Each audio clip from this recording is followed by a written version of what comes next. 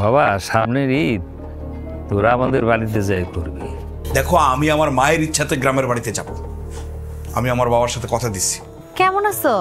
আছি রে মা, এখন বয়স হয়ে গেছে, ভালো থাকতে চাইলেও ভালো থাকতে পারি না। এইবার ঈদে আমার ছেলে, ছেলের বউ, নাতনি, মেয়ে, জামাই সবাই আসবো। আমার যে কি খুশি লাগতেছে। দেন মানি ব্যাগটা দেন।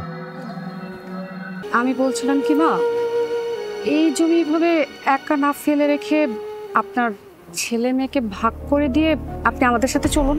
কি আশ্চর্য, এটা কি বলতেছে রুমা? আপনি জানেন এটার দাম কত? এটা আপনার স্বামীর টাকায় কেনা, এটা আমার স্বামীর টাকায় কেনা।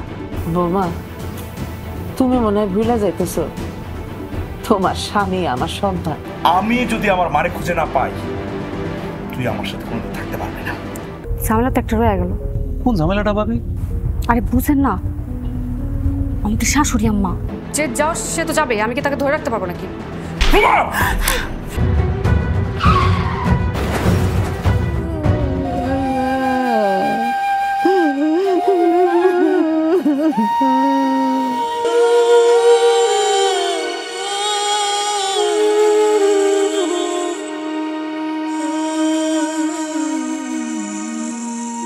আচ্ছা, লাস্ট তো দাফন কাফনের ব্যবস্থা করতে হবে।